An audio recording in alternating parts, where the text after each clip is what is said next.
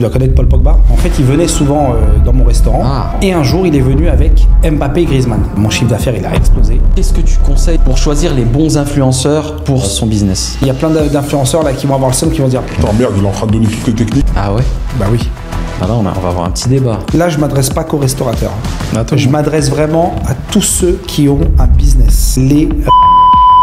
Aujourd'hui, c'est indispensable. Une personne sur deux en France qui veut ouvrir un business, c'est un restaurant. Ouvrir un restaurant et penser qu'on va être à Marrakech en train de siroter un cocktail, ça n'existe pas. On a vraiment eu des vrais appels au secours. Je vais me suicider, je suis au bout du rouleau. Ah ouais, à ce point. Ah non, c'est très très grave. Le fameux problème. Hello à tous les amis, c'est WissNJ, j'espère que vous allez bien. Bienvenue à nouveau sur ma chaîne WissNJ Business.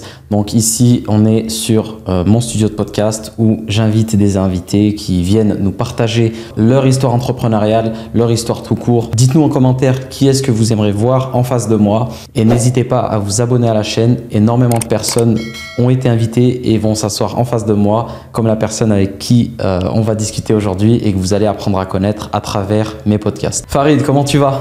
Eh ben écoute, ça va super bien. T'as la forme? Eh ben écoute, impeccable. Ouais. Ça fait plaisir de t'avoir. Et ça me fait très très plaisir d'être devant toi surtout. Ouais. Hein, donc en plus on se connaît un petit peu. Exactement. Donc là d'être reçu dans ton super beau podcast, t'as un vrai podcast. Hein. T'es bien. Hein. Merci, c'est gentil. Bah écoute, on fait. D'ailleurs, pour dire un petit peu aux personnes qui nous écoutent, je vais refaire un petit peu toute la direction artistique du podcast et on va évoluer. Donc là, ça fait à peu près 1 an où on tourne à peu près dans les mêmes décors, mais on va évoluer avec le temps. Ça va changer un petit peu. Ça va changer, faire un truc un peu plus personnifié. Et ça va faire du bien à la chaîne et on va inviter énormément de personnes comme toi, des personnes qui ont une histoire à nous raconter, qui ont une histoire entrepreneuriale à nous dévoiler et à nous faire partager. Donc là, les personnes, ils sont tous ici devant leur caméra, devant leur télé. Voilà, c'est comme s'ils étaient assis avec nous. Donc, je pense qu'ils sont peut-être bien aussi bien que nous. Ouais. En tout cas, nous, on est vraiment bien ici. Hein. Petite tasse de café au top. C'est juste la tasse. Hein. À l'intérieur, c'est de l'eau. Hein. Mais bon, on est pas mal quand même. Exactement. Bon, quoi de neuf? Eh ben, écoute, ça va. Qu'est-ce que tu fais aujourd'hui à Marrakech? Je suis venu faire un petit tour, quelques petits tournages. Ouais. Et en même temps, je suis passé voir le frérot Wiss. Ça fait plaisir. Pour faire un petit podcast ça avec fait toi. Plaisir. Et ça me fait très plaisir aussi. Et puis échanger un petit peu. Après moi, je suis pas un pro. Hein, donc moi j'ai pas trop l'habitude d'être à cette place-là. Mais bon, avec toi, ça me fait plaisir. Et puis qu'on puisse échanger un petit peu, c'est avec grand plaisir. Donc j'étais là. Écoute, j'ai vu ton podcast avec avec l'invité que tu as invité récemment. Exactement. Très très intéressant. Merci. Et d'ailleurs, tu as un rôle, ton rôle est parfaitement assumé. En fait, j'ai tout simplement ton rôle. Ouais. J'étais en mode intervieweur. Alors, je pense que c'est quand même plus simple d'interviewer que d'être interviewé. Donc là, on va le voir aujourd'hui. Mais c'est vrai que moi, c'est pas spécialement ma spécialité. Mais bon, on va voir. Après, bon, t'as vu, on est toujours aussi simple, hein, donc il n'y a pas de problème. Mais c'est vrai que c'était intéressant. Première expérience pour moi. Ouais. Écoute, c'était simple. Hein, t'as vu, après, moi, tu me connais, je suis simple, sans filtre. On a fait le truc. Et je pense qu'on a en plus abordé des sujets qui étaient très, très, très, très intéressants. Et qui ont intéressé aussi les gens qui ont pu le visionner. Ouais. Donc t'as fait un bon début. J'ai vu que là, tu étais à peu près à 15 000 vues sur le premier podcast. Juste sur le podcast YouTube. Sur YouTube, un petit peu plus peut-être maintenant là. Ouais. Mais c'est surtout aussi, on a fait des reels qu'on a mis sur les réseaux. En tout, ça a accumulé par contre plusieurs millions de vues. Magnifique. Entre toutes notre plateforme et YouTube, Insta, TikTok. Donc ça a bien fonctionné. J'aurais pas cru que ça allait marcher autant. C'est vrai. Mais en même temps, c'est des sujets qui intéressent les gens. Donc, exactement. Les podcasts, moi pour en avoir fait beaucoup, les sujets qui intéressent, c'est les sujets qui intéressent les Français, les personnes qui sont à la maison. Ils veulent savoir des choses qu'ils n'ont pas l'habitude de savoir à la télé. Donc c'est pour ça que ça fonctionne. Donc quand tu commences à discuter de certains points, de certains sujets qui titillent et qui attirent la curiosité des viewers, en fait, toi, est-ce que ça t'a intéressé ? Quand tu étais en face de lui, est-ce que ça t'a intéressé d'entendre ce monsieur ? Moi, ça m'a vraiment intéressé, parce que c'est des sujets qui me passionnent. Ouais. Et moi, je suis dans la restauration depuis longtemps, donc automatiquement, c'est des sujets qui me passionnent. Et en fait, on s'est rendu compte que ça passionne aussi beaucoup de gens, donc c'est top. Et bah, d'ailleurs, est-ce que tu peux te présenter pour la communauté qui te regarde, nous dire un petit peu qui tu es, ce que tu as fait avant, tout simplement. Ok, bah écoute, Farid Booster sur les réseaux. Pourquoi Booster? Pourquoi Booster? Parce qu'on est là pour booster.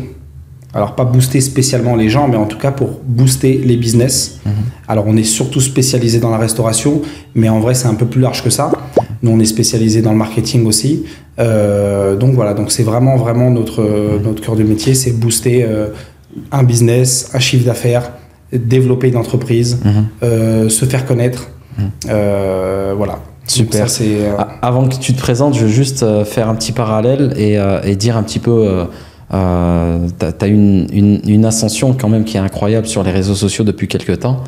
Donc les gens te connaissent aussi peut-être parce qu'on a peut-être même aussi des fils, enfin toutes les personnes qui me suivent, ils suivent aussi forcément la même niche. Donc ils ont déjà dû voir une de tes vidéos parce qu'elles ont cartonné. Ça fait combien de temps t'as commencé les réseaux sociaux là? C'est pas très vieux, franchement, ça doit faire peut-être un peu plus de 6 mois. Magnifique. Donc c'est pas très vieux. Ouais. C'est vrai que ça a été, franchement, ça a été vraiment rapide. Ouais. Moi-même, j'ai été étonné que ce soit aussi rapide. Excuse-moi, je prends une petite gorgée. Vas-y. Ouais, ça a été rapide. Je crois que sur TikTok, là, on est à 80 000 followers. Ouais. Sur Insta, quasiment 50 000. Et là, on développe aussi YouTube, Snap. Donc on essaie d'être un petit peu partout. Et voilà, en fait, ouais, c'est des sujets qui intéressent. Moi, je suis vraiment au contact des restaurateurs, principalement. Et pour t'expliquer rapidement mon parcours, donc moi, à la base, je suis pas restaurateur. Mon vrai métier, c'est j'étais ingénieur commercial. Et un jour, j'en ai eu marre et j'ai décidé d'ouvrir mon premier restaurant il y a à peu près 15 ans. C'est un restaurant que j'ai trouvé à Roissy-en-Brie. J'avais pas beaucoup de moyens. Et ce restaurant-là, je l'ai acheté 28 000 €. Donc tu l'as acheté, il était full équipé. En fait, c'était une crêperie à la base. D'accord. C'était une crêperie. Ouais. Il faisait un chiffre d'affaires, je crois qu'il faisait même pas 150, 200 € par jour. Donc je l'ai pas acheté cher. Et de là, j'ai décidé de complètement changer de concept. J'étais parti sur du burger gourmet. À l'époque, ça cartonnait, le burger gourmet. Le smash burger n'existait pas encore en France, donc c'était la mode du burger gourmet. J'ai fait ça et ça a bien pris direct. On a eu une très très grosse clientèle. En plus, c'est souvent quand tu es un petit peu éloigné dans des petites villes comme Roissy-en-Brie, il y a un petit peu moins de concurrence. Donc il suffit que tu fais quand même un truc qui est assez quali. Du coup, tu arrives tout de suite à avoir pas mal de clients. À l'époque, c'était pas comme aujourd'hui, les réseaux sociaux, Insta, TikTok et tout. Et on faisait quand même un petit peu de promo sur les réseaux sociaux, mais c'était pas comme aujourd'hui. Ouais. Donc, en fil en aiguille, j'ai réussi en fait à avoir pas mal de clients et comment ça a bien marché. Ça a été quoi le truc qui a fait que t'as bien marché rapidement? En fait, on a réussi vraiment à fidéliser nos clients de par nos produits. Ouais. Et ensuite, effectivement, les réseaux sociaux et vraiment l'effet déclencheur. Ouais. En fait, à Roissy-en-Brie, tu dois connaître Paul Pogba. Oui. En fait, il vient de Roissy-en-Brie. D'accord. Et en fait, il venait souvent dans mon restaurant. Ah, donc il venait chez toi en fait. Il venait manger chez moi, voilà, avec ses amis, tout ça. Donc, il venait de temps en temps. Et un jour, il est venu avec Mbappé et Griezmann. Ah ouais. Donc, et là, ça m'a fait un gros coup de pub. Donc ensuite, mon chiffre d'affaires, il a explosé. Incroyable. Et finalement, tu t'en es servi sur les réseaux sociaux à promouvoir je m'en suis un petit peu servi. Ouais. Les clients ne venaient pas que pour ça, mais automatiquement, quand tu arrives en plus, c'était pas longtemps après la Coupe du Monde. Ah ouais. Donc du coup, franchement, ça nous a apporté une belle visibilité. Et puis finalement, ensuite, quelques temps après, j'ai décidé de vendre ce restaurant. Donc je l'ai vendu. Et je l'ai bien vendu. Ouais, franchement, je l'ai bien vendu. Je l'ai vendu 180 000 €. Magnifique. Donc quand tu achètes un restaurant 28 000, tu le vends 180 000, franchement. Ouais, c'est très bien. Ouais, en plus, tu as travaillé. Ouais, j'ai travaillé pendant pas mal d'années. Donc non, c'était top. Il y a un certain homme politique qui dit justement, ce n'est pas l'argent qui fait le projet, mais c'est le projet qui fait l'argent. Exactement. Et là, justement, c'en est la preuve vivante. Magnifique. Et donc, du coup, qu'est-ce que tu nous as fait après? Parce que moi, ensuite, j'aimerais parler de Farid Booster qu'on connaît aujourd'hui sur les réseaux, que tu nous dises un petit peu, parce que moi je te suis depuis 6 mois et il y a énormément de choses qui se sont passées dans ces 6 derniers mois. Donc j'aimerais bien qu'on parle un petit peu de tout ça. Et qu'est-ce que tu as fait juste après la vente de ton resto? Donc après, moi j'ai ouvert d'autres restos. J'ai ouvert d'autres restaurants et ensuite j'ai développé donc une marque qui est Dangerous Burger. Donc c'est une franchise qu'on a développée. On a quelques restaurants en France, on en a 6 ou 7 pour l'instant. Et en fait, c'est là qu'on a démarré les réseaux sociaux pour promouvoir en fait cette fameuse marque, donc Dangerous Burger. Et parce qu'en fait, c'est un concept, c'est pas vraiment de la franchise, en fait, c'est de la licence. Et nous, ce qu'on a décidé de faire, c'est de s'adresser à des restaurateurs qui ont déjà des restaurants. Donc, c'est des restaurants déjà existants, des restaurants qui sont en difficulté, qui n'ont pas un emplacement top et qui ne sont pas spécialement des bons opérateurs.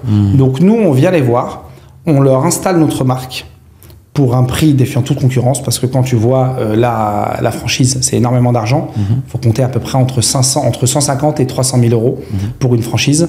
Avec notre modèle, avec 20, 30 000 euros, tu peux avoir ta marque. On retape le restaurant. Donc en fait, le restaurateur, lui, ce qu'il doit payer, c'est un droit d'entrée. Il recustomise complètement son restaurant, donc nouveau sticker, il change l'enseigne. Et de là, il démarre avec une nouvelle marque. Et ensuite, on le forme pour travailler avec la marque Dangerous Burger. D'accord. Donc c'est comme ça que ça a commencé sur les réseaux. D'accord. Et à partir de là, il y a eu pas mal de restaurateurs qui nous ont contactés en disant voilà, je suis aussi en difficulté, j'aimerais bien avoir la marque Dangerous Burger, ou alors simplement que vous m'aidiez, vous me donniez certains conseils, marketing, comment gérer justement que ce soit mes employés, mes stocks, plusieurs problématiques. Voilà, dans leur restaurant. Et c'est quoi en général quand un restaurateur il te contacte, le point de douleur immédiat en fait, le point de douleur qu'il veut régler à tout prix en général? Alors souvent le problème c'est tout simplement son chiffre d'affaires. Un restaurateur, lui ce qui compte à la fin du mois, c'est d'avoir suffisamment d'argent pour payer son loyer, ses employés, sa fourniture, et ensuite se dégager un bénéfice. Tu vois.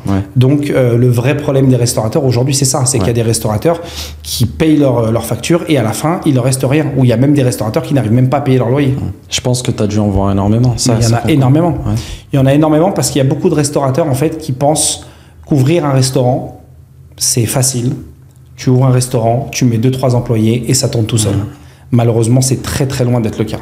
En fait, c'est la chose la plus accessible quand tu le vois. Moi, quand j'ai commencé mes études, ça a été la même chose. Je pensais que le truc le plus accessible, c'était d'ouvrir un resto ou une pizzeria ou un kebab, parce que tu voyais tout le monde le faire. Donc, je pense que tout le monde a un peu cette même idée, comme tous les restaurateurs que tu cites, mais à la fin, ils ont ces problèmes-là de chiffre d'affaires, etc. Puis, en général, je sais pas, toi, tu as des exemples à nous donner de restaurateurs qui t'ont appelé, qui t'ont dit écoute, moi ça va plus, ou que le jour j'ai vu, tu as eu pas mal de vidéos qui ont fonctionné à ce sujet. Est-ce que tu peux nous partager un petit peu ces histoires de restaurateurs? Nous, on a vraiment eu des vrais appels au secours. On a eu des gens qui nous envoient des messages en disant je vais me suicider, je suis au bout du rouleau. À ce point. Non, c'est très très grave. On a reçu des vrais appels au secours. Je sais plus quoi faire, je suis au pied du mur, j'arrive plus à payer mon loyer, j'arrive plus à payer mes employés, j'ai un crédit pour ma maison, des femmes qui appellent, qui nous envoient des messages pour leur mari, est-ce que vous pouvez aider mon mari? Parce qu'il y a aussi des personnes qui sont très fières, tu vois, et qui veulent pas appeler au secours. Donc des fois c'est leur femme. On a même des mères qui nous ont écrit ou contacté pour dire voilà, pour mon fils, il a un restaurant, il est déprimé, il sait plus quoi faire, parce qu'il y a des gens, c'est le projet d'une vie, tu vois. Il y en a, ils ont vraiment mis tout leur argent là-dedans. Donc quand demain tu es là, tu mets tout ce que tu as, tu mets ton âme, tu mets ton argent dans un restaurant, et que malheureusement les clients ne rentrent pas dans ton restaurant, qu'il n'y a pas d'argent, et que tu vois les factures qui tombent, les relances, les impayés, et que tu as une femme, des enfants, tu vois, et là tu dis mais qu'est-ce que je fais? Parce qu'il y a des gens, ils n'ont pas de plan B, tu vois, et quand tu es au pied du mur comme ça, et que tu as un restaurant et que tu sais pas quoi faire, franchement c'est horrible. Tu peux nous donner un exemple d'une personne que vous avez aidée justement? Exactement. Alors en fait, justement, la première personne qui nous a contactés, c'est Mourad. Mourad, il a une crêperie, Faubourg Saint-Antoine, dans le 11e. Et un jour, il nous a contactés en disant voilà, j'ai des problèmes, je fais pas d'argent, j'ai une crêperie, est-ce que vous pouvez passer me voir? Et j'étais pas très loin de ce restaurant-là, donc je suis passé le voir avec mon associé, on est passé le voir. Et quand je suis arrivé, en fait, j'ai vu que c'était vraiment une catastrophe. Il faisait même pas 13 € par jour. Même pas 13 € par jour. Il a un loyer à 2700 €.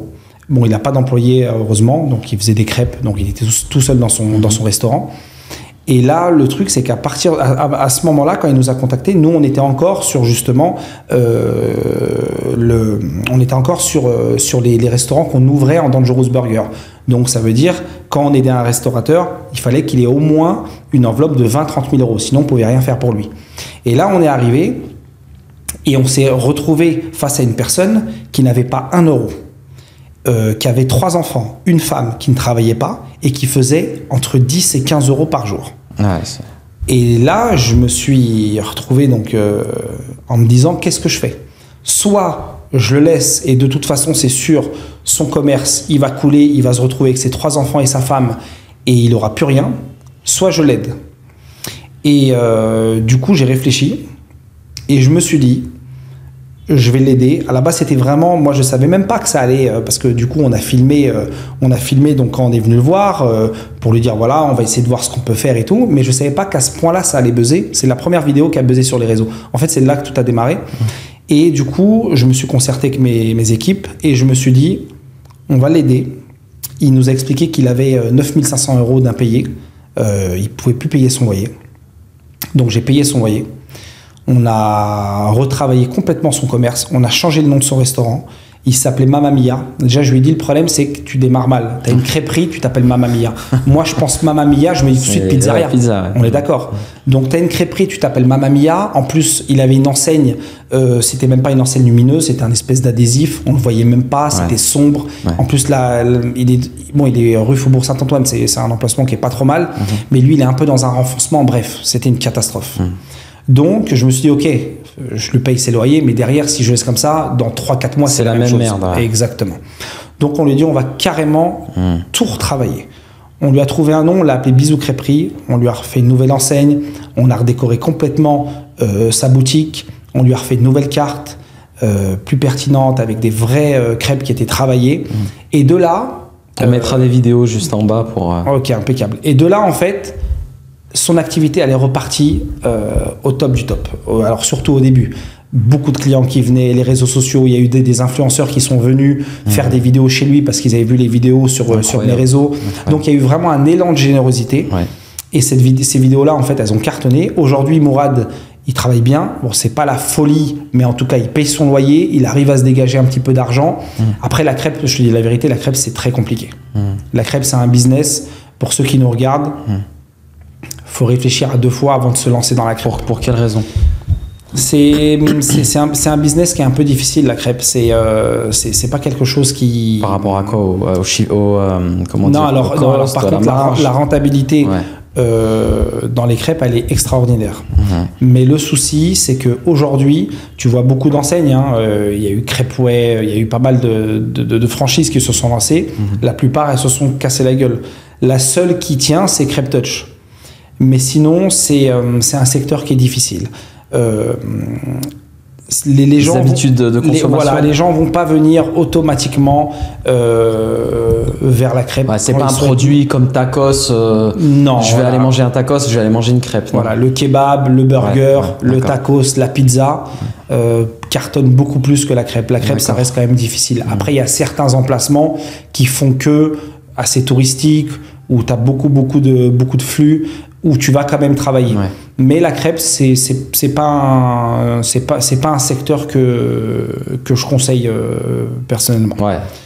Une personne, un restaurateur qui t'appelle, qui te dit écoute, j'ai envie de lancer un business dans la restauration, tu lui dis la crêpe, tu oublies.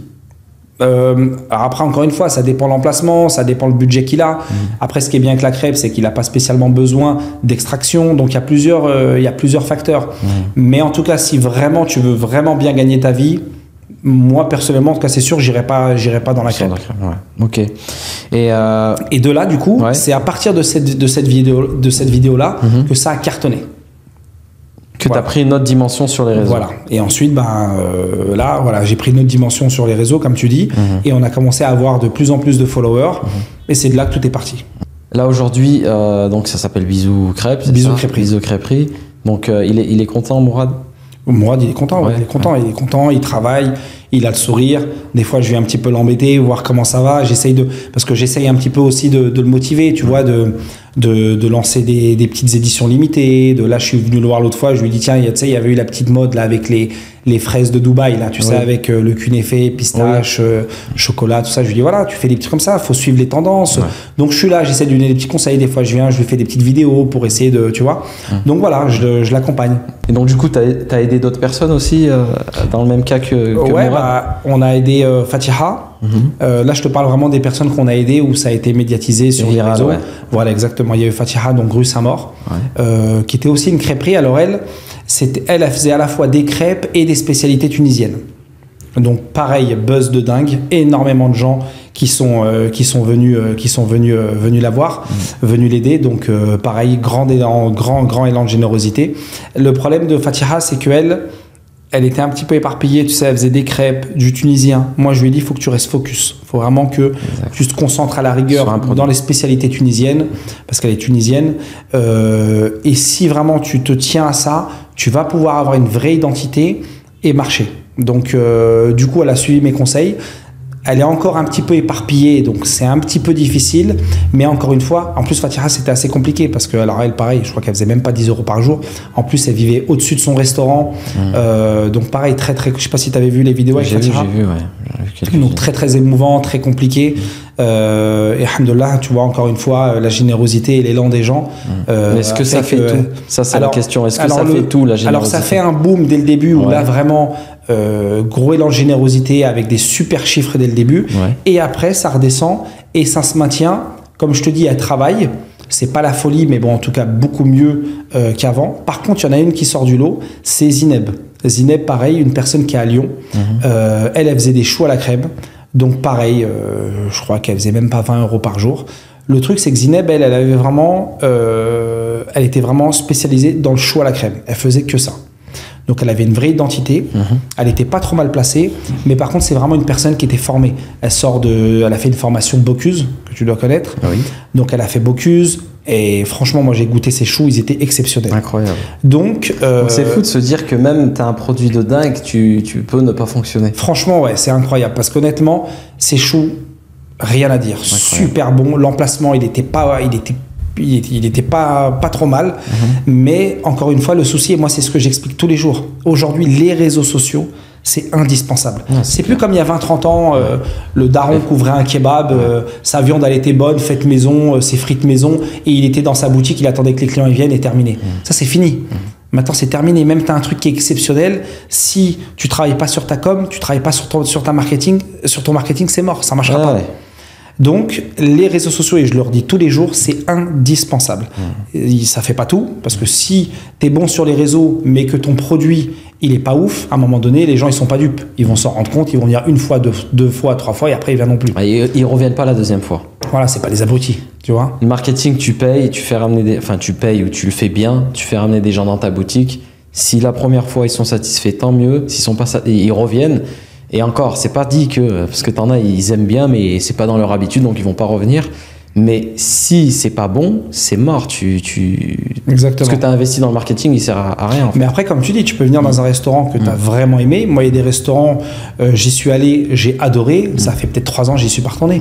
Parce qu'aujourd'hui, il y a tellement de concurrence, tellement de choix, que en fait, le client, il est pas fidèle. Exactement. Il est pas fidèle parce que voilà, il y a tellement de concurrence, tellement de choix, tellement de spécialités, que même s'il y a un endroit où tu as passé un bon moment, l'accueil, elle était bien, c'était bon, tu vas pas forcément y retourner tout de suite. Donc, c'est pour ça qu'il faut vraiment, vraiment être présent sur les réseaux. Ouais, incroyable. Les réseaux, ça fait pas tout, mais ça fait beaucoup. Exactement. Ouais, ça, c'est important de le dire. Et du coup, Zineb, aujourd'hui, est-ce qu'elle est sortie Zineb, du lot? Aujourd'hui, par contre, elle cartonne encore. Elle tourne pas en dessous de 1500-2000 € au jour. Incroyable. Avec du chou.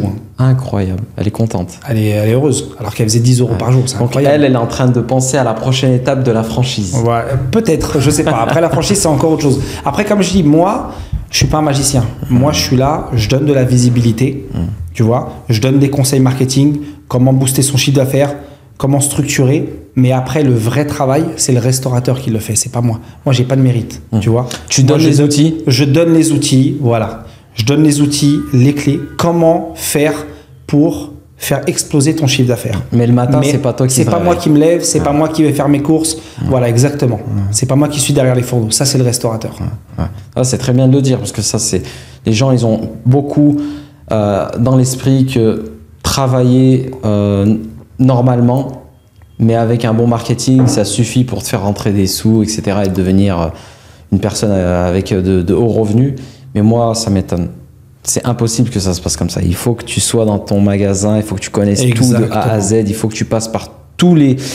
Enfin, tout l'acheminement, que ce soit du livreur ou celui qui lave les assiettes. En fait, il faut que tu sois tellement de partout et que tu aies tout testé pour que tu puisses déléguer les postes. Souvent, j'ai vu des gens qui ont beaucoup d'argent, qui ont ouvert des restaurants, qui ont mis énormément d'argent, qui ont investi sur tous les domaines, marketing, meilleure cuisine, bref, le top du top, meilleur emplacement. Mais si tu n'es pas dans ton restaurant, si tu gères pas, si tu n'es pas aux commandes, à un moment donné, ça finit par se casser la gueule, à part si vraiment tu arrives à bien t'entourer, tu mets un bon directeur, mais tu es quand même là, parce que le directeur, il faut être derrière lui, ça reste un employé aussi. Donc, ouvrir un restaurant et penser qu'on va être à Marrakech en train de siroter un cocktail, ça n'existe pas. Ouais. Faut être soit entouré, faut soit être là. Faut être bien entouré. Ouais. Et même quand tu es entouré, il faut quand même être aux commandes, il faut quand même être là, il faut surveiller, il faut s'investir. Ouais. Sinon, tout le monde le ferait. Bien sûr, bien sûr. Pour moi, il faut s'investir dès le départ. Et il faut rester jusqu'à que tu puisses donner les clés petit à petit à chaque corps. En fait, il faut que... en plus, toi, tu sais de quoi tu parles. Bien sûr. T'as un restaurant. Exactement. Donc, en fait, c'est à chaque étape. Par exemple, les pizzas, si tu as une pizzeria, tu sais faire les pizzas. Tu formes la personne qui fait les pizzas, tu restes à côté de lui jusqu'à qu'il les fait à la perfection. Et en fait, il faut fidéliser. En fait, il faut que tu fidélises aussi tes employés. C'est du management. Parce que toi, tu es parti au bout de combien de temps, toi, quand tu as quitté la France Moi, je suis parti au bout de 4 ans et demi, mais par force, parce que mon père est tombé malade, donc j'ai dû m'occuper de mon père. Mais moi, j'ai eu une force, c'est que j'avais mon frère avec moi. Donc, on était associés. Donc, du coup, le fait que mon frère soit là, donc il a porté le business comme si c'était le sien, parce que c'était le sien. Mais pendant 4 ans et demi, tu as été dans ta pizzeria, à charbonner et à être là. Exactement. Voilà. Sans jour de repos, sans rester 2-3 heures à rien faire, ça n'existait pas. Voilà. J'avais pas T'as pas ouvert ta pizzeria et au bout de 3 semaines, t'as dit bon, ça y est, hop, j'y vais. Pas du tout. C'est pour ça que c'est vraiment important de le dire aux gens, parce que moi, je préfère sincèrement que les gens soient informés et qu'à la rigueur, ils aillent pas dans cette direction. Et au moins, ils sont informés du travail, de la difficulté que c'est, plutôt qu'ils ont un restaurant et qu'ils se rendent compte qu'au final, ils ont perdu leur temps, leur argent. Et comme je te disais tout à l'heure, quand en plus tu engages une famille, des enfants, tout ça, voilà. Donc vraiment, il faut que les gens comprennent que la restauration, c'est un métier qui est difficile. Et c'est pas fait pour tout le monde. Exactement. Moi, tu sais, c'est des gros sacrifices. Quand on m'appelle et qu'on essaye de me demander des conseils, ou qu'on m'envoie un mail ou un message et qu'on me dit « je vais ouvrir un restaurant », je vais investir tant, etc., etc. Alors, je leur pose toujours cette question-là. Ok, est-ce que tu vas être dans ton restaurant? Si on me dit non, je dis écoute, tu vas investir combien? Il me dit, je sais pas, 200 000 euros. Je vais te faire gagner 200 000 euros. Voilà, c'est ça. Je vais te faire gagner 200 000 euros, investis pas. Parce que le métier de restaurateur, c'est pas déjà donné à tout le monde. Même quelqu'un de passionné, il a du mal. Faut dire la réalité. On est dans une chaîne où on est sans langue de bois. On dit la réalité des choses. C'est bien. Il faut que les gens comprennent que même un restaurateur passionné, c'est compliqué pour lui. Alors, c'est pas toi avec 200, 300 000, 500 000 euros et que tu vas dire je vais mettre des gens qui va faire marcher un restaurant. C'est soit tu vas t'associer avec une personne qui est passionnée, soit tu vas toi y être et tu vas te mettre les mains dans le cambouis, tu vois. Mais c'est voilà, et aujourd'hui, c'est pas comme il y a 15, 20 ans ou même 10 ans. Mais aujourd'hui, tu as de la concurrence, tu as les réseaux sociaux là où tu dois être hyper performant, tu as ton marketing en général, parce que c'est pas que les réseaux sociaux, tu as aussi ta qualité de produit, ton service client, ton expérience. Il y a trop de paramètres pour que tu ne sois pas là-bas. C'est trop en fait. Tout à fait. Quand on dit l'euro le plus gagné, c'est celui de la restauration. L'euro le plus dur à gagner, c'est celui de la restauration. Et moi, je comprends toutes les personnes qui t'appellent et qui sont dans la difficulté, parce que j'ai un chiffre, 1 personne sur 2 en France qui veut ouvrir un business, c'est un restaurant. Une personne sur deux.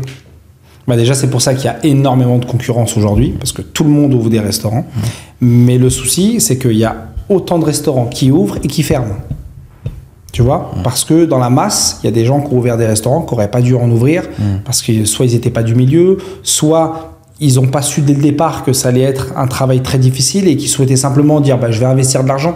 En fait, c'est ça, il faut que les gens comprennent que ouvrir un restaurant, c'est pas investir dans un appartement. C'est pas voilà, je mets 200 000 euros, je mets 2-3 employés derrière et c'est bon, ça va tourner. Voilà, ça faut l'oublier totalement. Ça n'existe pas.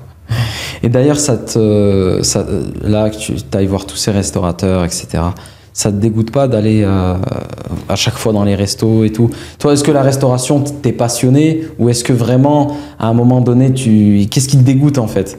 Alors moi, en fait, la vérité, c'est que la restauration, déjà, il faut être un peu fou pour être vraiment passionné de la restauration. Mais moi, je suis complètement taré parce que moi, la restauration, c'est vraiment une passion. Incroyable. Moi, quand je suis derrière des fourneaux, là, j'ai vendu tous mes restaurants. Ça y est, maintenant, je me consacre qu'à ça. Mais la vérité, ça me titille. Pourtant, je sais que c'est une galère. Je sais que c'est du travail. Je sais que gérer les employés, une friteuse qui tombe en panne, la plancha qui marche plus, l'employé qui est pas là, les problèmes avec les clients, les plateformes de livraison, il y a ci, il y a ça qui va pas. Bref, il y a 1 milliard de galères. Moi, ce qui est bien, c'est que déjà, j'ai connu toutes les galères possibles et imaginables en tant que restaurateur. Donc, il n'y a plus rien qui m'étonne. Mais c'est vrai que c'est difficile, mais moi, je suis un vrai passionné, tu vois. Donc, et en plus, moi, j'aime les problèmes. J'aime la galère parce que moi, j'aime résoudre les problèmes. Donc, quand je viens chez un restaurateur et qu'il me dit j'ai plein de problèmes, c'est la galère, il n'y a rien qui va, c'est parfait. Parce que moi, je sais résoudre les problèmes et justement, de dire ok, t'inquiète pas, chaque problème, sa solution. C'est quoi le problème? Et ensuite, il m'explique, ouais, il y a ça comme problème, j'ai pas de clients, il n'y a pas de clients qui viennent, là, j'ai ça comme galère, mes employés, mes trucs. Ok. Et après, on fait le point, on met tout à plat, et ensuite, on voit étape par étape, et on règle les problèmes au fur et à mesure. Et ensuite, le problème final, c'est le marketing. Parce que comme j'explique, si c'est pour que moi, je dis à des restaurateurs, n'appelez pas des influenceurs que tu vas payer 1000 balles, 1500 balles, et que dans ton restaurant, c'est toujours la merde. Ça sert à rien. Ils vont venir, ils vont te mettre de la lumière sur ton établissement. Les clients, ils vont venir, forcément, ils vont être déçus parce que ton restaurant, il est éclaté, il y a plein de choses qui ne vont pas. Et du coup, tu auras perdu ton temps, ton argent, les clients, ils vont être déçus, tu vas avoir des mauvaises notes sur Google et c'est un cercle vicieux. Non. Règle le problème en interne. Une fois que ton problème, il est réglé, là, tu fais travailler le marketing. C'est pour ça que moi, quand les gens me disent, moi, je suis pas un influenceur. Je fais des vidéos dans des restaurants pour justement donner de la visibilité, ce genre de choses. Mais moi, j'explique aux gens, s'il y a des choses qui vont pas, moi, je sélectionne les restaurants dans lesquels je vais. Mais s'il y a des choses qui vont pas, je leur dis, ça sert à rien que je vienne. Je vais te donner de la visibilité. S'il y a des choses qui vont pas, il n'y a pas d'intérêt. Aucun intérêt. Règle le problème et ensuite, tu fais des vidéos sur les réseaux sociaux. Voilà, moi, c'est ça que j'explique aux gens. Et justement, je le dis aux restaurateurs, ne vous occupez pas du marketing tant que les problèmes ne sont pas réglés en interne. Donc là, si tu me fais un top 3, je les connais, hein, mais fais-moi un top 3 des 3 problèmes à régler, des 3 choses à régler dans un restaurant avant de penser à son marketing. Le problème numéro 1 et le plus difficile, c'est ses employés. Le plus difficile dans la restauration, je le dis tout de suite, c'est l'humain. L'humain, c'est une galère. C'est le plus difficile. Gérer ses employés, je ne te l'apprends pas. Gérer ses employés, c'est très difficile. En fait, ce qu'il faut, c'est avoir une équipe soudée. Si tu n'as pas des vrais soldats, tu n'iras nulle part. Tu peux faire la meilleure bouffe que tu veux, que tout soit au top. Si tu n'as pas des vrais soldats, une vraie équipe, c'est pas la peine. Tu vas aller dans le mur de toute façon. Parce que c'est de là que tout sort. Si tes employés ne sont pas motivés, ils ne sont pas imprégné dans ton restaurant. Et en fait, il faut essayer d'expliquer. Moi, j'ai toujours dit à mes employés, dès le début, je leur ai dit ici, il n'y a pas de patron. Moi, je suis là, justement, c'est moi qui vous paye, c'est moi qui essaye de tenir le bateau, mais on est tous dans le même bateau. On est ensemble, on rame tous ensemble dans la même direction. Il n'y a pas, je suis le patron, vous êtes les employés. Toi, tu fais pas ton taf, ou moi, je fais pas mon taf, c'est le bordel. Il faut que tout le monde fasse son taf. Chaque personne est aussi importante. C'est pour ça que je dis, un cuisinier, il est aussi important que le patron, voire plus. Donc, une fois que tu expliques à tes employés, on est dans le même bateau, on est ensemble. Si tu veux avoir ton salaire, il faut que le restaurant, il aille dans la bonne direction. Si le restaurant, il se casse la gueule, tu te casses la gueule parce que je pourrais plus te payer. Toi, ton but, c'est de venir, d'être heureux, tu fais ton taf, moi, je suis content, tu es content, je gagne de l'argent, t'en gagnes. Voilà, donc c'est comme ça qu'il faut parler à ses employés. Une fois que tu arrives à expliquer ça, et que tu as une bonne équipe qui est solide, qui vient avec le sourire, avec l'envie de travailler en se disant on est dans la même équipe, on fait un vrai travail, là déjà tu as réglé un bon problème, un très gros problème, parce que les employés, comme je t'ai dit, voilà, c'est le plus important. Ensuite... Donc là, pour répondre à ce problème-là, qu'est-ce que tu mettrais en place là rapidement? Un petit tips pour que les employés soient bien au travail. Est-ce qu'on doit... Moi, je sais, mais j'ai juste envie de t'entendre. Mais par exemple, est-ce qu'il faut travailler sur la culture d'entreprise? Est-ce qu'il faut travailler sur avoir un management?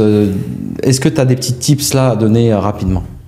Alors, culture d'entreprise, management, tu sais, quand tu parles à des restaurateurs, déjà, moi, quand souvent je vais voir des restaurateurs, beaucoup de fast-food, je leur parle pas de culture d'entreprise, de management, je vais les perdre, et voilà, il faut leur parler simplement, comme j'aime bien qu'on parle, voilà, tu vois, moi j'aime bien aller droit au but, tu vois. Donc, tu vois ce que je veux dire ou pas? Donc, ce qu'il faut expliquer déjà à des patrons, c'est que les employés, faut les payer à leur juste valeur. Ok. Ça déjà c'est important. C'est pas là-dessus que tu vas gagner de l'oseille.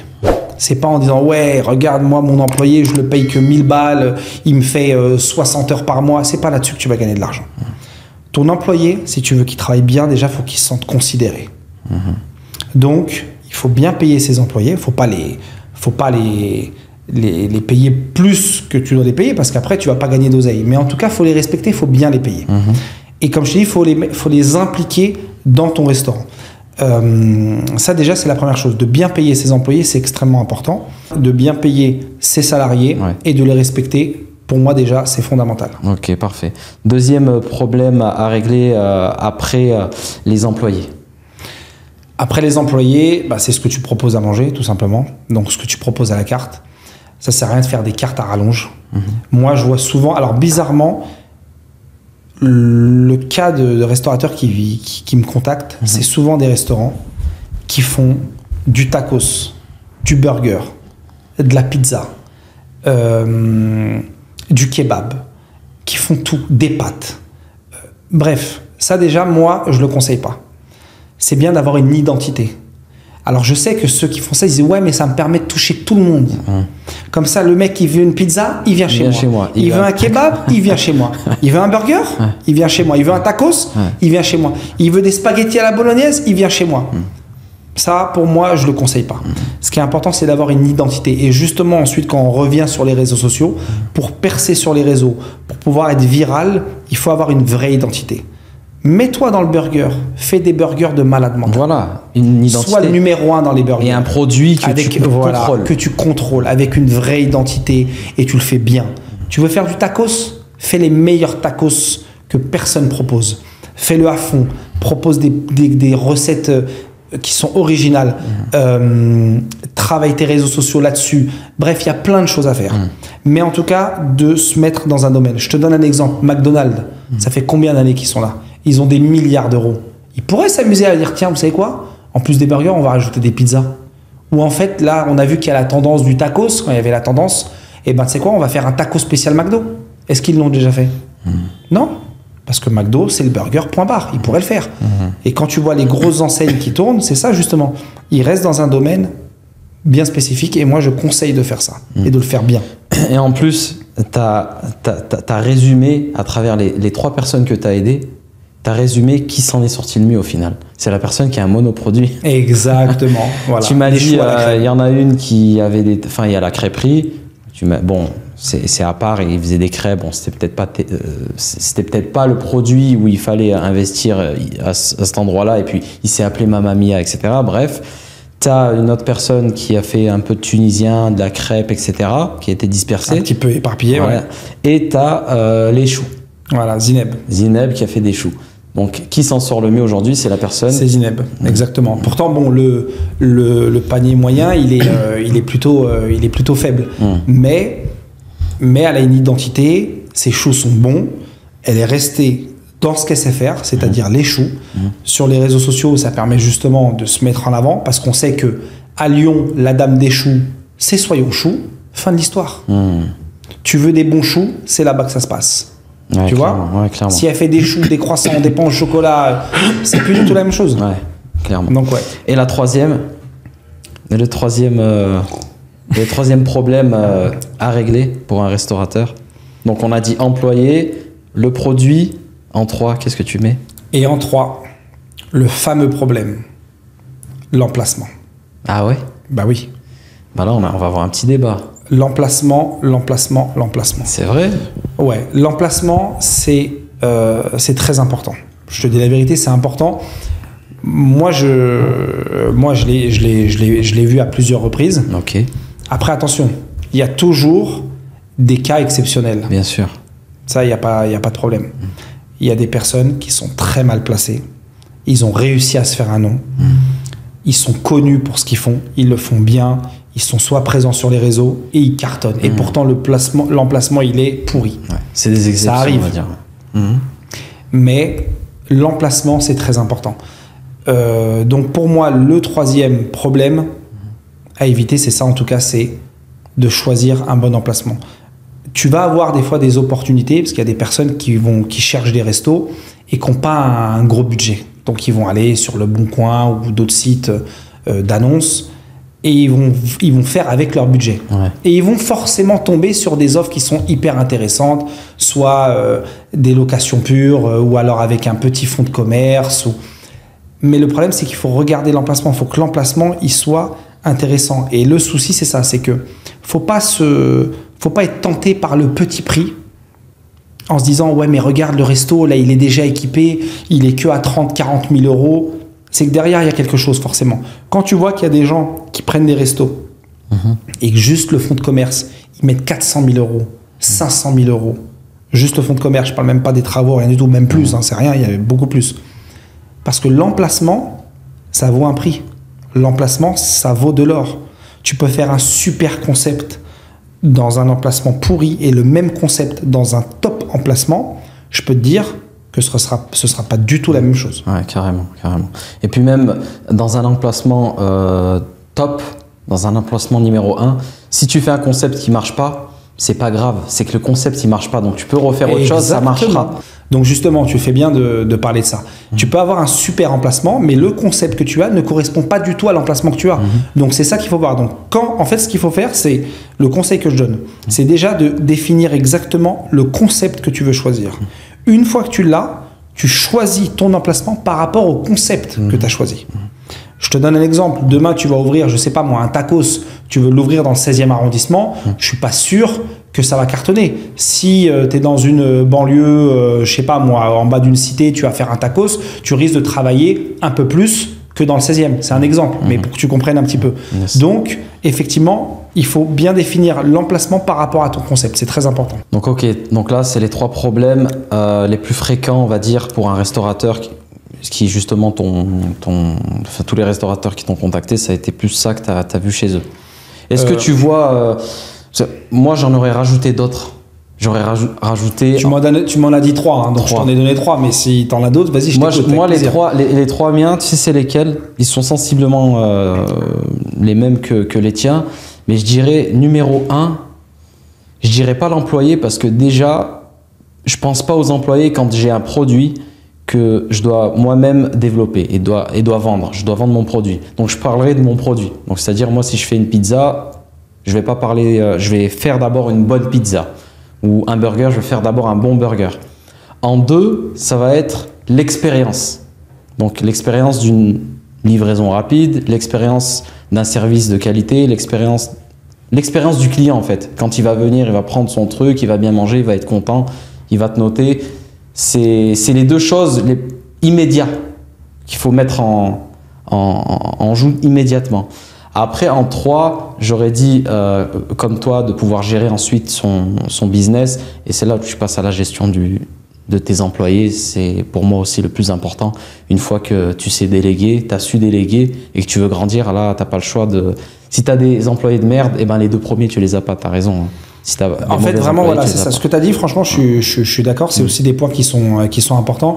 Mais vraiment, pour moi, et c'est pour ça que je crois, il me semble que je te l'avais sorti en numéro 1, les employés, parce que ton équipe, elle peut faire couler ton business. Exactement. Tu peux avoir meilleur business que tu veux. Si ton équipe, elle est éclatée, elle peut tuer ton business, tout simplement. Et je veux rebondir aussi sur les employés. Toi, tu disais qu'il faut les payer à leur juste valeur, d'accord? Est-ce qu'on n'a pas un problème aujourd'hui en France que même si tu payes à juste valeur ton employé, les employés sont comme les clients, ils ne sont pas fidèles? Ah, par contre, oui, ça, tu as complètement raison. L'employé, il pensera avant tout à lui. Tu vois, ce que je peux comprendre. Il est là, lui, il est là pour le travail, il est là pour l'argent. Mais c'est là où ce que je te disais, c'est important. C'est que c'est pas qu'avec l'argent que tu gardes ton employé. C'est aussi avec les valeurs humaines. Moi, par exemple, j'ai toujours apprécié mes employés. On s'est toujours très, très bien entendu. Et ils m'ont toujours apprécié. Et à l'heure d'aujourd'hui, ils m'appellent encore. Tu vois, parce que moi, en fait, je suis très, très humain, très dans les relations, tout ça, tu vois. Pour moi, l'argent, c'est secondaire. Les relations humaines, pour moi, c'est très, très important. Et quand tu as un employé, il a une galère, tu es là pour lui. Je parle même pas d'argent. Hein. Moi, j'ai déjà fait le déménagement d'un employé à moi. Tu vois, j'ai souvent entendu des personnes dans le même cas que toi qui ont des bons employés et quand tu leur poses la question pourquoi tu as des bons employés, ah bah lui je l'ai aidé, parce etc. Voilà, c'est dans les deux sens. Il y avait de l'humain. Voilà, en fait, tu veux que l'employé soit bon avec toi, tu veux qu'il soit fidèle, tu veux qu'il soit là quand tu es en plein rush et que tout le monde est débordé, ils sont là en train de... Mais c'est dans les deux sens. Tu vois ce que je veux dire? Donc, c'est pour ça que je te dis, il n'y a pas que l'argent. Mais demain, tu es gentil avec ton employé, tu es humain, tu es là, il sait que tu es là et qu'il n'y a pas que c'est ton employé, je suis ton patron. Et qu'en plus, tu le payes bien. Parce qu'il ne faut pas oublier, on parlait de concurrence tout à l'heure. Tu n'es pas tout seul. Si ton employé il bosse bien surtout, va pas croire un jour, il y a peut-être même un resto qui va venir le démarcher, qui va dire tu cherches du boulot, combien t'es payé? Vas-y, tu sais quoi, je te rajoute 200 balles. Mais si toi, tu es bon avec ton employé, même quelqu'un, il va lui rajouter 200, 300 balles, il va dire non. Moi, ça m'est arrivé, moi. Justement, mes employés qui me disent ouais, il y a un restaurant, il m'a proposé tant. Il m'a dit mais Farid, moi, alhamdoulilah, je suis très bien où je suis, tu me payes bien, même si je peux prendre plus, moi, je reste là. Tu vois? Donc, il n'y a pas que l'argent. Mais effectivement, si tu es cool avec tes employés, tu es gentil, mais que tu les payes à coups de lance-pierre, ça ne suffira pas. Je te dis tout de suite, il faut bien les payer. Donc voilà, donc c'est vraiment un tout. Ouais, c'est clair. Et je rajouterai un truc par rapport aux employés. Tu as deux sortes de management. Tu as le management, on va dire, physique, que tu vas avoir humain de proximité quand tu es un patron. Mais si tu commences à avoir une société et un restaurant un peu plus conséquent, tu dois travailler avec la culture d'entreprise que je te parlais, tu vois. Toi, tu dis, tu veux aller direct et simple dans les discussions parce que les gens, ils ont besoin de connaître la simplicité pour qu'ils comprennent de ce que tu... Enfin, toi, tu es au contact direct avec les restaurateurs. Tu vas pas leur parler de culture d'entreprise alors qu'eux-mêmes, ils savent même pas c'est quoi une culture d'entreprise, tu vois. Mais quand tu as justement fait ce travail-là, comme tu dis, d'être à proximité de ton employé, tu es humain avec lui, tu le payes à sa juste valeur, derrière, quand tu grandis, il faut que tu crées cette culture d'entreprise parce que si tu la crées pas, bah, en fait, c'est l'usine chez toi. Donc forcément, tu as des employés qui rentrent, d'autres qui sortent. Et en fait, pour garder une équipe de 10, 15 personnes, il faut que l'ambiance générale, là, tu peux plus être humain avec 15, 20 personnes si toi-même, tu fais pas partie de ta boutique, tu vois, si tu n'es plus là à être derrière eux. Donc c'est là aussi où... Bah, c'est là en fait où tu dois justement instaurer cet esprit d'équipe. Exactement. Et en fait le patron, lui, il est à la tête. C'est-à-dire si toi tu transmets ce message, tu vois, à tes collaborateurs, parce qu'après comme tu dis, au bout d'un moment, si tu as une grosse équipe, tu as plusieurs restaurants, je parle aussi pour les franchises, si tu arrives vraiment à transmettre ça à tes directeurs, à toute ton équipe, que vous soyez 10, 20, 30, 40, eux, ils vont faire la même chose. Et tu peux te retrouver après, même avec 80 employés. Si toi, à la tête, tu as dit, voilà, dans mon entreprise, c'est cet esprit-là que je veux. Souvent, les Américains, ils sont très forts pour ça. Exactement. Tu vois, par exemple, chez Google, ils sont, je sais pas combien d'employés, mais ils ont réussi à instaurer cet esprit, cette mindset, tu vois ce que je veux dire ou pas? De voilà, nous, on est là, on est efficace, mais on est cool, il n'y a pas de pression. C'est ça. Donc, tu peux avoir même 20 000 employés. C'est à toi, de base, d'instaurer cet esprit-là. Tu vois? Après, tu peux avoir autant d'employés que tu veux, c'est la même chose. Exactement. Mais juste pour rebondir 2 secondes sur ce que tu me disais, moi, j'aime bien parler simplement. Parce qu'en fait, moi, et c'est pour ça aussi que que ça marche plutôt bien sur les réseaux. Parce que je parle le même langage que les restaurateurs. Exactement, c'est pour ça que je te dis. Il n'y a pas de détour, il n'y a pas de. Voilà, tu vois ce que je veux dire? Et ça, c'est important. C'est très important. Tu as une personne qui est sur les réseaux sociaux, je ne citerai pas le nom, mais qui lui, justement, parle d'une manière beaucoup plus corporate à des entrepreneurs qui ont des boutiques, que ce soit des boucheries, des restaurants, etc. Et il va leur inculquer cet esprit-là et ce process-là de culture d'entreprise, etc. Moi, je trouve que c'est pas la bonne approche. Parce que en France, les restaurateurs, ils galèrent. Ils galèrent, donc en fait, ils veulent pas apprendre de nouvelles choses juste pour faire genre ou être corporate. Ils veulent aller directement dans le concret. Ils s'en foutent, eux. Tu leur dis, un restaurateur, il veut aller à Paris, il va à Paris direct. Il s'en fout de passer par Lyon. Il faut qu'il y aille direct à son point. Exactement. Et moi, je trouve que ton approche, elle est justement plus adapté aux restaurateurs et au monde du business physique que certaines personnes qui essayent de faire beaucoup trop de corporate, etc. Donc tu fais très bien d'être direct et c'est pour ça que d'ailleurs les gens ils t'apprécient. Est-ce que tu peux me parler un petit peu des réseaux sociaux parce que là tout à l'heure j'ai parlé de 3 problèmes, mais on peut ajouter le 4e problème, c'est les réseaux sociaux pour apprendre à se faire connaître, pour apprendre à faire connaître, pour faire connaître son entreprise, son restaurant. Est-ce que tu peux nous donner un petit peu tes tips à toi? Tu as un restaurant, tu as ton produit qui est très bien, tes salariés c'est top, enfin tout est ok, ce que tu viens de dire, mais le marketing il n'est pas là. Qu'est-ce que tu conseilles à un restaurateur de faire? Alors en fait, très très bonne question.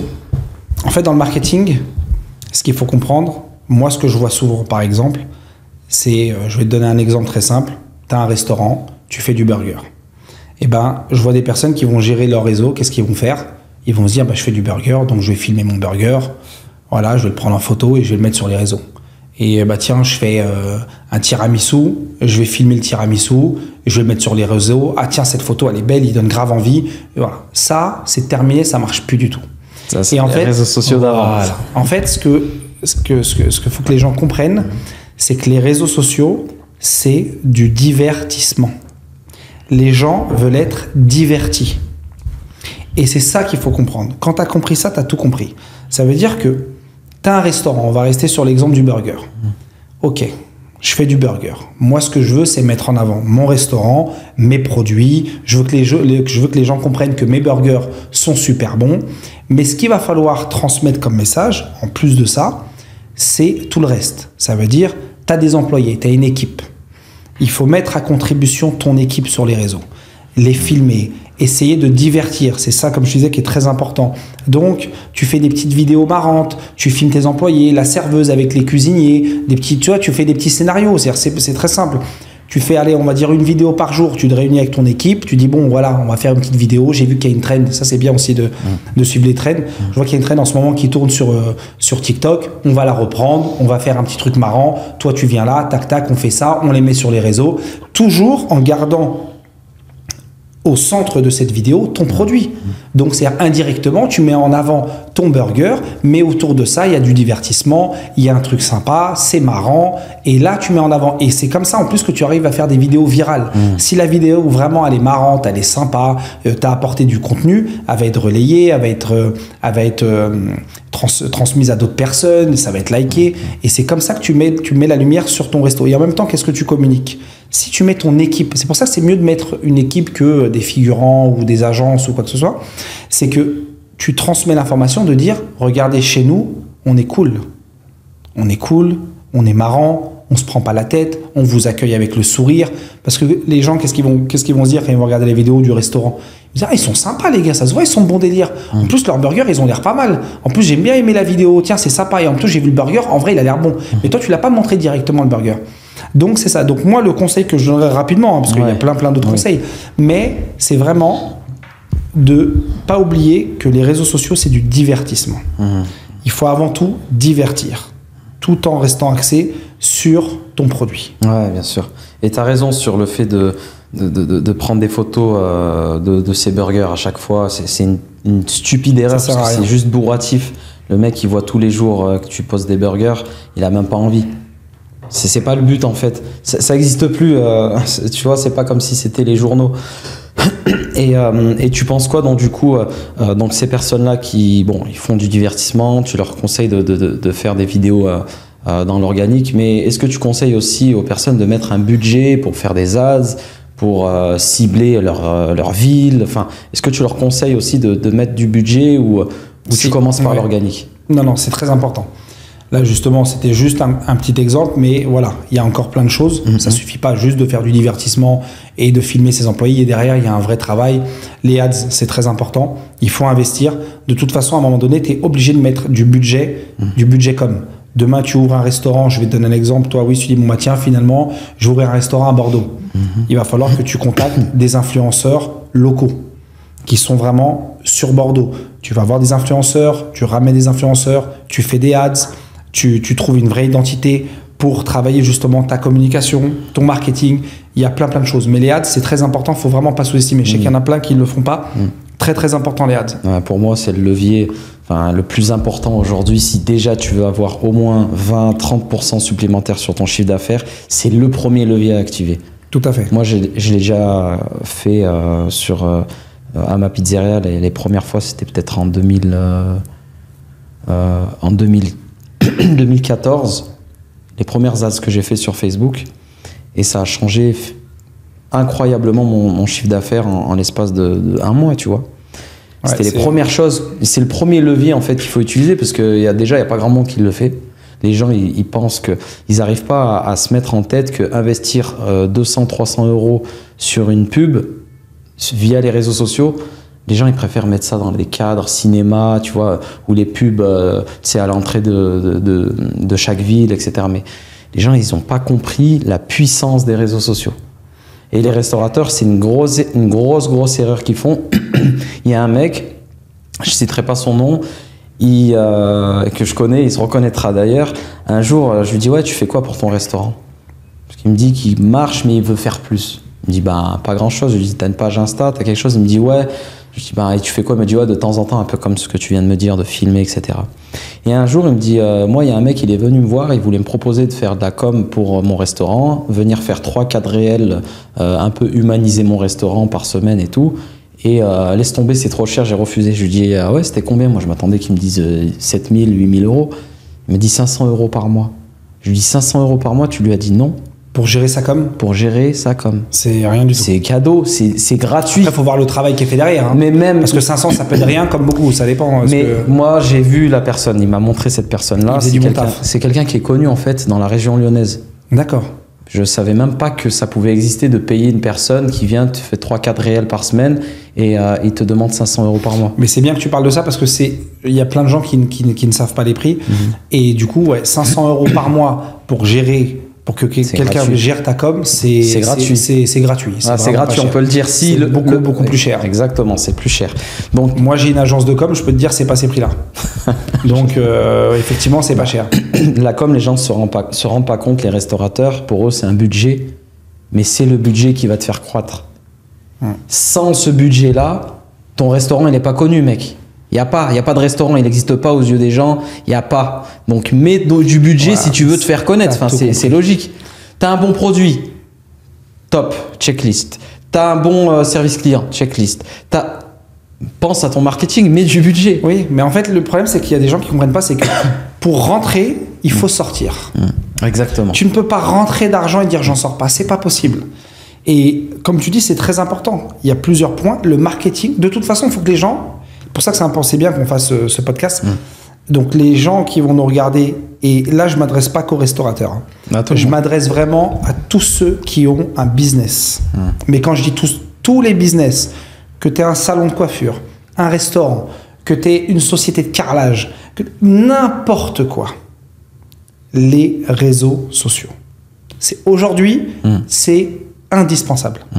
Même si tu as un business de service, comme moi je travaille dans le service de la personal brand, même si tu as un business que tu monétises que à travers ton image, tu es obligé d'être sur les réseaux sociaux. Qui va te connaître? Qui va te connaître? Et par contre... Toi aujourd'hui, ton business c'est quoi? Ton business c'est de faire comprendre et de donner des outils et de booster le chiffre d'affaires à des restaurateurs et pas que. Et toi, comment tu mets en avant ton business? En travaillant tout simplement au personal branding. Donc tu vois, tu disais tout à l'heure coiffeur, mais même une personne comme toi, tu es obligé de travailler ta com à toi et ton image. Après, attention, le truc, c'est parce que moi, c'est mon business, mais demain, quelqu'un qui a un business ne veut pas forcément se mettre en avant. Tu vois, donc il va mettre en avant son business, mais il veut rester, et ça, je peux le comprendre. Tu veux dire, il veut mettre en avant son business, par exemple, sans se mettre en avant lui-même. Ouais, mais il doit mettre en avant qui alors? Il doit mettre en avant son business, ses équipes, quoi qu'il en soit, de toute façon. Ses équipes, voilà. Il faut qu'il y ait une image. Il faut qu'il y ait une image. Alors justement, ça, je le dis souvent, dans chaque vidéo, dans chaque contenu, quand on a un business, il faut mettre de l'humain. T'as vu? S'il n'y a pas d'humain, c'est très difficile. Et comme tu dis, voilà, alors on parle de personal branding, que ce soit personnel, mais effectivement, automatiquement, ce que tu veux dire par là, c'est que du moment que tu mets des personnes en avant, en vrai, tu travailles aussi leur personal branding, c'est ça? Bien sûr, bien sûr. Moi, j'ai vu énormément de personnes qui, justement, c'était des équipes. C'était des équipes d'un restaurant. Ils ont été plus connus, eux, que le restaurant. Bien sûr. Tu vois? Par exemple, on prend le cas de Nusret, Salt Bay. Aujourd'hui, tu peux passer devant Nusret, le magasin, mais si tu vois pas que c'est lui, tu vas plus penser à Nusret qu'à sa viande. Tu comprends? Tout à fait. Donc, c'est là que le personal branding est puissant et que les gens... C'est très, très important. Et c'est vrai que tu deviens plus viral de toute façon quand il y a un personal branding, quand il y a réellement une personne. Ça, c'est sûr. Tu humanises ton business. Et d'ailleurs, une autre petite question. On parlait tout à l'heure des influenceurs. Toi, qu'est-ce que tu conseilles? Donne-nous des petits tips pour choisir les bons influenceurs pour son business. Alors, le conseil que je donnerais, déjà, c'est de choisir des influenceurs de niche. Ça veut dire, quand tu as un restaurant, moi, je ne te conseille pas d'aller choisir un influenceur, juste il fait des vidéos parce que, voilà, il fait des vidéos, il est marrant. Ça, moi, je ne le conseille pas. Moi, je trouve que c'est bien de prendre un influenceur qui est dans ton domaine. Ça veut dire, si tu as un restaurant, de chercher des influenceurs food. Ah ouais. Si tu as un influenceur, il a peut-être 200, 300 000 followers, mais qui est dans le divertissement, alors effectivement, la vidéo elle va faire des vues. Mais est-ce que ça va te ramener des clients dans ton restaurant? Ça, c'est une autre histoire. Et ça, c'est important parce que je vois énormément, mais vraiment énormément de personnes qui font cette erreur-là. En fait, un restaurateur qui paye un influenceur, il veut quoi, lui? Ce qu'il veut, c'est que ça lui ramène du trafic, des clients dans son restaurant, et que du coup, ça lui ramène de l'argent. Donc, c'est pour ça qu'il faut faire la différence de rentabiliser son investissement quand tu vas voir un influenceur. Donc, moi, ce que je conseille, c'est toujours de chercher des influenceurs de niche. Ça veut dire, si tu es dans la restauration, de prendre des influenceurs food. Tu peux prendre des influenceurs qui sont, voilà, mais il faut prendre vraiment des gros influenceurs où tu sais que vraiment, tu fais une vraie collab avec un vrai concept, mais ça peut te coûter beaucoup d'argent. Voire des centaines de milliers d'euros, si c'est vraiment un très très lourd. Après, ce qu'il faut aussi, je vais donner aussi un petit tip, ce qui est pas mal, c'est quand tu contactes ou qu'on te contacte, un influenceur par exemple, de lui demander ses stats. Ça veut dire déjà de voir sa communauté, où est-ce qu'elle se trouve. Tu as un restaurant à Paris et le mec, il a par exemple 200 000 followers, mais que 60% des gens qui le regardent sont au Sénégal ou au Maroc ou je sais pas où, ou dans le sud de la France et que ton restaurant est à Paris, laisse tomber. Oui, il n'y a aucun sens. Aucun intérêt. Les gens, la vidéo va peut-être faire 200, 300 000, 150 000, 1 million de vues, mais tu n'auras pas de clients. Ouais, l'impact, il n'y a pas d'impact. Il n'y aura pas d'impact. Toi, tu veux que les gens ils viennent manger dans le restaurant. Si les gens qui regardent la vidéo, ils sont au Sénégal, ils ne vont pas venir du Sénégal pour venir dans ton resto. Donc, ça, c'est très, très important de demander les stats. Quand vous contactez un restaurateur, là, il y a plein d'influenceurs là qui vont avoir le seum, qui vont dire putain merde, il est en train de donner toutes les techniques. Je prenais des vrais cachets, mais voilà, mais c'est important. Moi, je le dis pour les restaurateurs parce que je sais qu'il y a des restaurateurs qui vont nous regarder. Donc voilà, c'est important. Restaurateur ou autre business physique, hein, c'est la même chose. Alors, quand je dis restaurateur, je parle de tout business. Tu fais bien de le préciser. Quand vous demandez à un influenceur, vous demandez ses stats, que vous puissiez regarder, voilà. Qui sont les gens qui regardent les vidéos? Est-ce que il y a un intérêt pour vous ou pas? Comme on dit, tu as deux types de choix d'influenceurs. L'influenceur que tu vas choisir pour la crédibilité, il n'a pas d'impact immédiat sur ton chiffre d'affaires, mais il a un impact sur la notoriété, la marque que tu as faite. Lui, tu vas le payer très cher. Par exemple, tu vas payer un gros influenceur, comme tu dis, qui n'est pas forcément dans ta ville, mais le fait que ce soit lui, il vienne manger chez toi ou vienne faire une pub, c'est une preuve un peu de notoriété pour ton business. Tu vas pas forcément avoir un impact tout de suite, mais au moins tu peux utiliser ça dans tes réseaux sociaux ou faire une ads, ou tu vois. Bien sûr. Tu peux le faire différemment. Et t'as l'autre influenceur, c'est comme tu dis, l'influenceur de niche. Celui que tu vas choisir pour venir donner de l'impact immédiat à ton chiffre d'affaires. Et lui, comment tu le choisis? Tu me dis qu'il soit dans ta ville au mieux? Non, même s'il n'est pas dans la ville, c'est pas grave. Okay. Il faut voir en fait ses stats, voir sa communauté, où est-ce qu'il se trouve. L'influenceur, il peut être de Marseille. Il peut être de Marseille, mais il est suivi dans toute la France.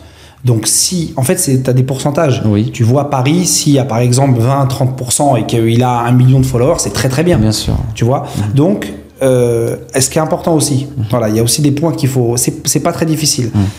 Il y a des personnes, par exemple, qui s'y connaissent pas trop. Ils vont voir une page d'un influenceur, ils vont regarder le nombre de followers. Ah, il a 1 million de followers. Il a 200 000 followers. Mais après, il faut regarder le taux d'engagement. Exactement. Si le mec, il a 300 000 followers, mais que ses vidéos, elles font 1000 vues, 5000 vues, et qu'il a 200 000, ça sert à rien de le prendre. Exactement. Ta vidéo, elle va pas marcher, ça sert à rien. Après, voilà, ça faut faire attention. Ou alors aussi, il faut regarder, voilà, quelqu'un qui a 1 million de followers, il a une vidéo et qui a 2 commentaires et 10 j'aime, faut se poser des questions. Ouais, faut faire très attention, il y a beaucoup de voilà, fake, c'est qu'il y a un problème. Ouais. Donc voilà, il y a beaucoup de fake, beaucoup de voilà, parce que c'est aujourd'hui, demain tu veux une page, toi Wissem, demain tu veux que ta page elle ait 2 millions de followers, il y a rien de difficile. Hein. C'est hyper intéressant ce que tu dis parce que même dans le business digital, on fait toujours le parallèle entre le nombre, quand tu veux vendre soit un produit ou même faire une pub pour une société, tu as 1 million de followers, les gens ils sont bornés sur « Ah, lui il a 1 million de followers ». Mais qu'est-ce qu'il engage? S'il engage personne, sa pub en fait elle coûte que dalle. Ou même le produit qu'il va mettre en valeur, il coûte zéro impact. Voilà. Donc moi je préfère une personne qui a 10 000 followers mais très bien nichée, très engagée, que 1 million de followers et que tu sais pas, ça s'éparpille un peu de partout. Exactement. Et pourquoi justement les gens me contactent beaucoup sur mes réseaux? Moi j'ai 80 000, 50 000 sur Insta, c'est pas ouf. Par contre, moi j'ai un très très très beau taux d'engagement. On fait des vues, j'ai fait qu'à peu près 80 millions de vues sur tous mes réseaux confondus. C'est énorme. Incroyable. Tu vois, et justement, c'est que il y a un taux d'engagement qui est très très très élevé. Des vidéos qu'on atteint des 5 millions de vues, 2 millions de vues, 800 000, ça arrive énormément sur mes réseaux parce qu'il y a de l'engagement. Et aussi, alors ça aussi il faut regarder, tu peux avoir des vidéos qui ont 200, 300 000 vues et c'est des faux vues parce que ça se paye aussi. Bien sûr. Donc où tu vois ça par rapport aux commentaires. Bien sûr, si tu as une vidéo, elle a 500 000 vues, il y a 10 commentaires, c'est impossible. Ça n'existe pas. Ouais, ça n'existe pas. Donc c'est comme ça que tu vois justement si la page elle est fiable ou pas. Exactement. Le nombre de followers, le nombre de vues et regarder les j'aime et les commentaires. Et là tu sais que t'es bien. Moi je ferais beaucoup plus confiance à une page justement qui est dédiée à la restauration. Tu sais, tu as beaucoup de pages comme à Lyon, j'ai oublié le nom,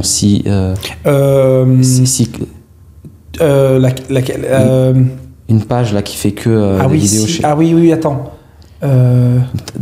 Attends. Ouais, si truc Lyon, il y a Lyon dedans, attends. Ouais. En gros, tu as plein de pages un peu food, etc., qui sont situées dans certaines villes, etc. Je fais plus confiance à donner de l'argent à ce genre de pages parce que... Charbon, par exemple, je sais pas si ouais, par exemple. Je connais pas, mais c'est des pages en fait qui vont directement au but. Et puis, toi, quand tu tombes sur une vidéo de, par exemple, je sais pas, Charbon ou peu importe, t'enregistres parce que tu sais, tu te dis dans ta tête, je vais goûter. Et le mec, il met bien en valeur en fait le restaurant. Tu vois, où tu vas envoyer à ta femme, où tu vas envoyer à ton ami. Tu vois ce que je veux dire? Que si c'est un influenceur qui est pas dans la food, tu sais qu'il est payé pour. Il va pas te présenter le produit exactement comme le foodlogger qui va te le présenter, tu vois. Donc moi, je préfère donner de l'argent à des foodloggers. En plus de ça, c'est un peu moins cher, ou à des personnes qui sont vraiment nichées dans la restauration parce que leur avis, ils peuvent pas te mentir. C'est un avis immédiat. Ils te font montrer exactement comment c'est à l'intérieur, le concept, etc.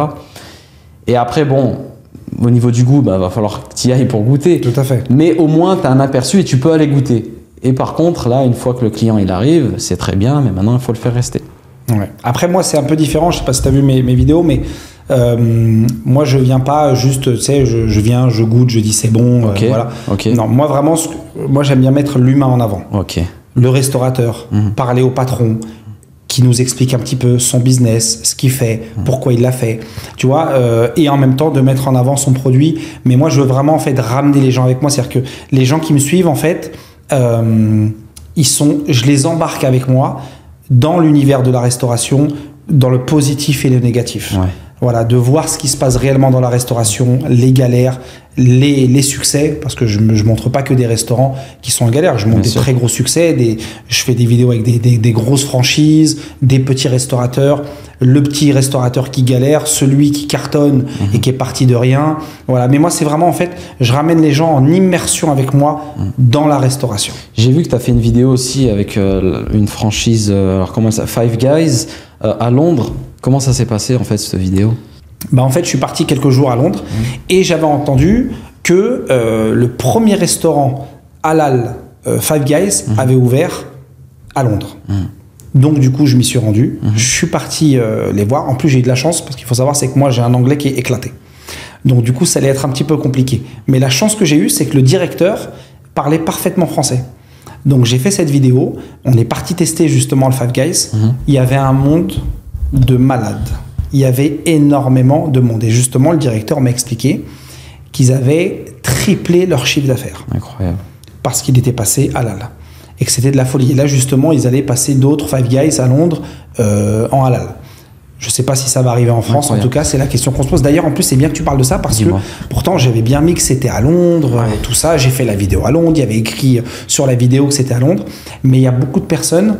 D'ailleurs, c'est bien parce que je pense aussi que je vais faire une vidéo sur les réseaux pour le rappeler. Donc, je le dis aussi chez toi. Allez. Il y a beaucoup de personnes qui ont cru que je parlais de la France. Donc là, je le dis à tout le monde. Je ne sais pas aller où la caméra ou quoi. Mais voilà, les Five Guys en France ne sont pas halal. N'allez pas manger chez un Five Guys en pensant que c'est halal. Après, vous voulez y aller, c'est pas halal et que c'est bon pour vous, vous pouvez le faire. Mais en tout cas, voilà, pour ceux qui mangent halal, je vous le dis, ce n'est pas halal en France. C'est important Merci de le préciser. de le préciser. Voilà. Et donc du coup, donc tu penses qu'ils vont passer à halal alors justement, les Five Guys en France ou pas? Ah bah écoute, j'ai eu une info qu'apparemment ça devrait pas trop tarder. Alors je sais pas combien de temps, 1 an, 2 ans, j'en sais rien. Ouais. Mais moi, ce que je pense, parce que tu me parles du halal, moi je pense qu'à un moment donné, de toute façon, les grosses franchises américaines, je pense qu'elles vont passer le cap parce qu'elles se rendent compte que elles perdent quand même Des parts de marché. des belles parts de marché. Quand tu vois Quick, bah justement, j'en parlais avec Bernard Boutboul sur mon podcast, ils sont passés de 1 million à 3 millions d'euros en passant en halal. Donc, Pour chaque boutique ouais. de chiffre d'affaires. Ils ont explosé les compteurs. Donc demain, un Five Guys ou un McDonald's, là je t'en parle même pas, s'ils passent au halal, c'est de la folie. Ouais. Donc je pense qu'ils se posent la question et c'est possible qu'un jour, c'est possible qu'un jour ils se transforment en halal. Toi, Après tu la France, penses- c'est compliqué. Toi, pour toi, ils devraient passer en halal ou pas? Moi, est-ce qu'ils devraient passer en halal? Moi, à choisir la vérité, moi je préfère qu'ils ne passent pas en halal. Pourquoi? Et je vais te dire pourquoi. Parce que le problème, c'est que si toutes les grosses franchises américaines passaient en halal, je pense que ça tuerait nos commerces. Complètement. Et je parle pas que des petits restaurateurs. Je parle aussi de nos franchises, à nous, en France. Je pense à Géladal, Point B, qui font un super travail. Franchement, tu vois je sais plus, que moi, je suis parti, tu sais qu'il n'y a pas très longtemps que j'avais testé Géladal. Hein. Et j'avais pas testé auparavant. Et j'avais pris le burger, là, tu sais, celui qui ressemble au Big Mac. Big Mac, ouais. Mais la vérité, c'est de la folie. C'est le même. Mais c'est vraiment, je te jure, ça ressemble énormément. Moi, je mange McDo quand je vais au Maroc ou honnêtement, et franchement, je trouve qu'ils font un super travail, mais c'est des chaînes françaises. Demain, si McDo, Five Guys, bref, ils passent tous au halal, qu'est-ce qu'elles vont devenir ces franchises, tu vois? Ouais, c'est clair. Et je parle même des petits restaurateurs, tout ça. Donc aujourd'hui, on a des super restaurants qui font des super burgers, des super kebabs, et je préfère que ça reste comme ça. Ouais. Maintenant, je pense qu'ils réfléchissent, ils se posent la question, et un jour, ça peut peut-être être le cas. Et puis, je pense que... Mais bon, après, on a encore plein d'idées et tout, donc je pense qu'on saura, on saura relever le défi. Exactement. Bon, je pense qu'on a fait le tour. Merci à toi, Farid. Ah bah écoute, merci Wiss, ça m'a fait plaisir. Pareillement, et n'hésitez pas à suivre Farid sur ses réseaux sociaux. Les liens en description, donc allez suivre sa chaîne YouTube également où il a commencé à faire des vidéos. Il a fait un premier podcast qui a très bien marché. Allez voir ses réseaux sociaux, il y a énormément de valeur. Moi, je suis abonné. Vous verrez sur mon compte Instagram, je suis abonné à 40 personnes, dont Farid. Ah, ça fait plaisir, c'est gentil. Hein. En plus, Wiss qui me suit, franchement, c'est un honneur. Merci Wiss. Bon, par contre, la vérité, cette position-là d'être interviewé, c'est... C'est du haut niveau. Non, si, ça va avec toi, j'aime bien. Ouais. C'est la famille, là, on est ensemble, ça me fait plaisir. Ouais. Mais c'est vrai que j'ai pas l'habitude, donc c'est un premier exercice. Vrai. Et franchement, c'est enrichissant. Est-ce que moi j'ai une question à te poser? Dis-moi. Est-ce que la première fois, quand tu t'es assis en face de moi, parce que ça l'a fait un ami à moi qui me connaît très bien et qui a l'habitude de regarder mes podcasts, etc. Et quand il s'est assis devant moi, il m'a dit ça fait trop bizarre de te voir sur YouTube et d'être en face de toi. Alors la vérité, en fait, bon, j'ai pas des posters de toi à la maison, tout ça, donc ça va. Tu vois, j'avais pas non plus le trac et tout, tu vois. Même si j'admire beaucoup ce que tu fais, donc j'avais pas spécialement le trac. Mais c'est vrai que d'être assis à cette table, bon, nous on se connaît, donc on s'est déjà vu. Mais d'être assis à cette table, d'avoir le micro devant moi, et en plus je sais que tu as reçu quand même pas mal de gens, tu vois, qui ont des choses très très intéressantes à dire.